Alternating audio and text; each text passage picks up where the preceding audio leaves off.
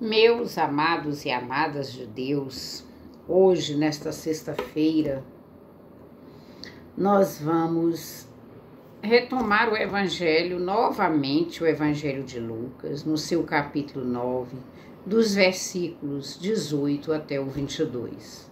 Vejamos. Aconteceu que Jesus estava rezando num lugar retirado e os discípulos estavam com ele, os discípulos estavam com Jesus.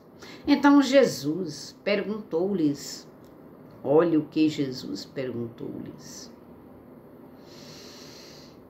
Quem diz o povo que eu sou?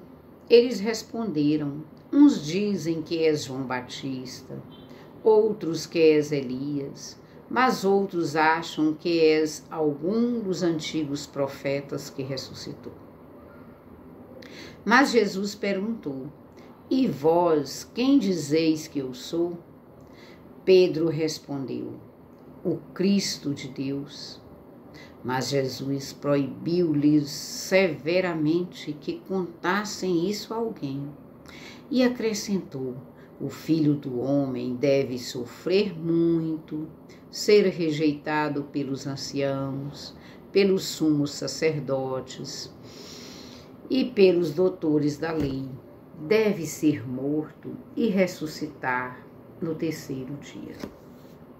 Vamos meditar um pouco, meus amados, o que nós podemos entender.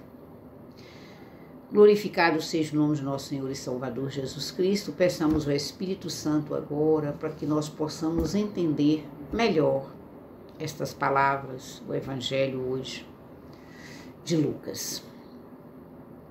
Vamos começar reparando que hoje está Jesus. Vamos lembrar que Jesus, naquela época, ele estava na Galileia. Jesus estava em atividade na Galileia.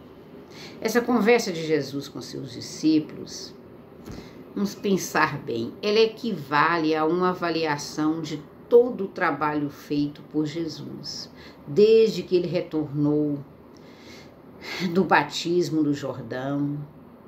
A essa cena, segue-se a cena, vamos pensar, da transfiguração, não é verdade? E começa a grande viagem de Jesus com o seu grande grupo de discípulos a Jerusalém. Isso está lá no versículo 51, no mesmo capítulo 9, mas no versículo 51. Aí já é outra etapa em que Jesus se concentra, Jesus está concentrado na formação dos discípulos. Vejamos que na avaliação Jesus indaga se o povo e eles mesmos, os discípulos, captaram bem a sua mensagem. Jesus quis saber deles, né? Que Jesus sabia o que eles estavam entendendo e que o povo também, porque Jesus é Deus, mas ele quis ouvir dos seus discípulos e alertar os discípulos, não é verdade? Então ele faz a pergunta para os discípulos, uns respondem, olha, o povo acha que o Senhor pode ser João Batista, que o Senhor é Elias, que o Senhor é um dos profetas antigos que voltou à vida. Mas Pedro era mais assim, rápido. Ele disse, logo, o Senhor é o Cristo, é Deus. O Senhor é o Cristo de Deus, ou melhor, Pedro fala logo, o Senhor é o Cristo de Deus, não foi isso que Pedro disse? Relembrando lá a passagem do Evangelho. Mas quando Pedro disse isso aí, todas as respostas têm certa dose de verdade. A começar pelo que o povo estava dizendo sobre Jesus. A ação de Jesus é uma forma de dar... A ação de Jesus é uma forma de dar continuidade ao trabalho de João, interrompido pela perseguição de Herodes. Elias, que no passado tinha feito um trabalho de restauração da fé de Israel, ele era guardado para a obra final, e podiam ver isso em Jesus, e ele agia mesmo com a liberdade e a determinação dos antigos profetas.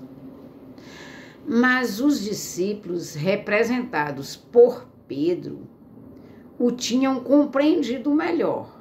O povo achava que poderia ser João Batista, Elias, ou algum profeta que voltou à vida. Mas Pedro, junto com os discípulos, Pedro compreendeu melhor. Pedro disse logo, é Cristo, era o Cristo de Deus.